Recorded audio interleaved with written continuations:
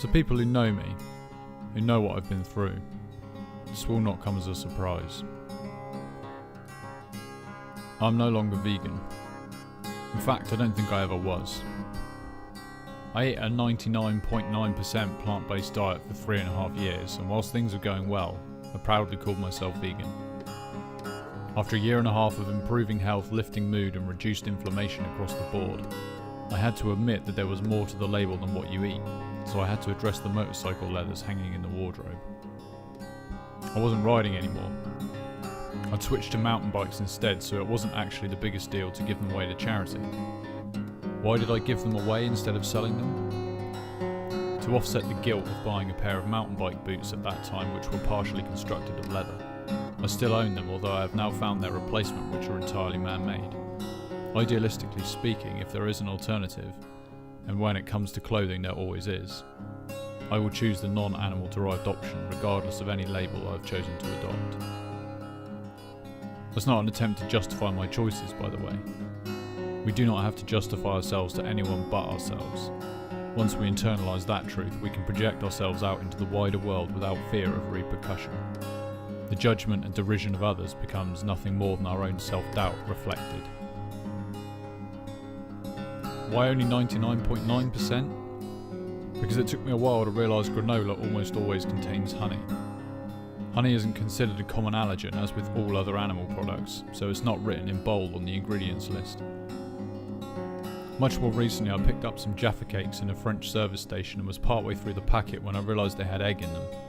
I actually didn't care. I was trying, not very successfully, to kick refined sugar at the time, and I was generally fucked off with how puritanical I've been about diet, and yet I am still the sick man of my family, and the sickest person in my immediate friendship circle. In that horrible moment, I didn't care that I was eating something that contained the eggs of birds that probably live and will die in cages and never see sunlight. The lack of fucks given could well have been considered the writing on the wall. I work for a family who keep a menagerie of water birds and also some chickens. One day at work I was thinking about 2 other YouTubers who've been vegan for extended periods of time and then experimented with animal products again.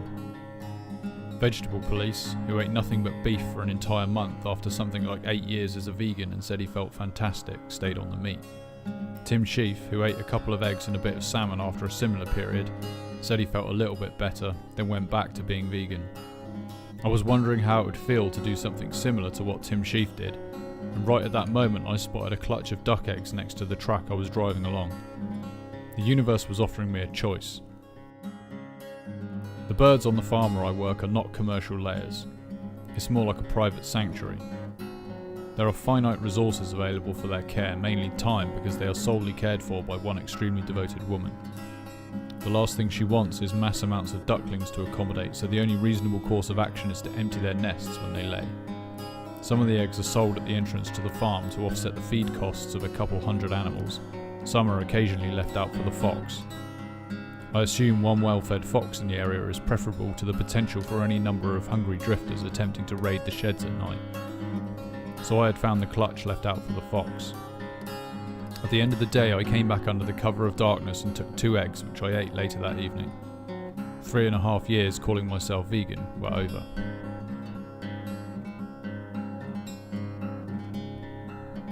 I didn't go vegan by accident, but I didn't actually set out to become vegan either. I was attracted by the impressive health benefits being touted, and also because I was watching a lot of Ralph Smart before he got big and moved to California, and Teal Swan, back when she was still called the Spiritual Catalyst. They were both vegan and promoted it as much for the metaphysical reasons as any other. I wanted to tune myself to a new frequency for the perspective it would bring, and that is precisely what I did. It was a spirit of self-analysis, brutal honesty, and challenging my preconceptions which led me there, and it is exactly that same spirit that has led me out the other side. Let me make it clear that I have not gone back. I have gone through and come out the other side. I believe there are many myths in the vegan movement, most of which I subscribe to at one time or another. That said, there are some incredibly jarring truths one learns on the path to the plant-based lifestyle. Our entire food chain is being manipulated to make humans sick, weak, depressed and confused. Yes, the plants just as much as the animal products. This is a fact that becomes obvious once you begin to understand the relationship between the food industry, the pharmaceutical industry and government.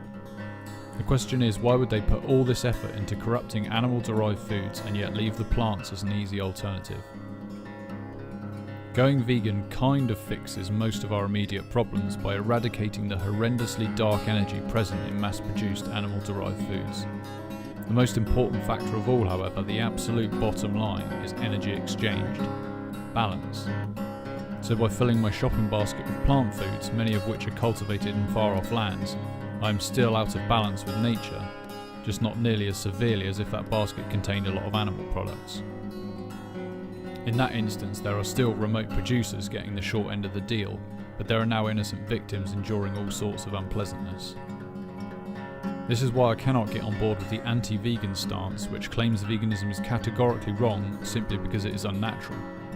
I mean, it is unnatural for humans to eat 100% plant-based, but it is also very unnatural for humans to waddle down the meat aisle in Asda and pay £5 for a kilo of minced beef which came from a worn-out dairy cow that died in agony in a slaughterhouse.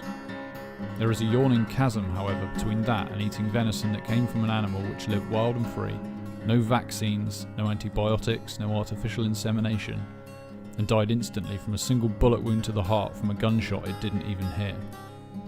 So when I see someone like Suraj promoting his particular brand of raw paleo, I am sceptical of his reliance on bashing vegans to draw a crowd, and his lack of emphasis on the importance of the kind of animal foods one eats. Now my health is failing. Not just my immune system and underlying inflammation, which actually healed a great deal when I first went vegan, but my mental health as well. I am well aware from watching my own YouTube output that I am as unwell mentally as I am physically. Being chronically ill for several years is going to fuck your thinking up, to say the least. But I am proud that I've come this far without the aid of doctors, physical or psychiatric. As far as I'm concerned, this is an important part of my journey. This is make or break time for my soul in this incarnation. If it kills me before I solve it, then so be it. But I believe I was made for this task. I was made to learn these things and ultimately heal myself, whatever the method. I do not intend to discourage people from going vegan if that's what's in your heart. It was a very beautiful part of the journey for me, and I would not be who I am without that experience. I cannot ever see myself becoming one of those bitter ex-vegans resentful of the cult I was supposedly indoctrinated into.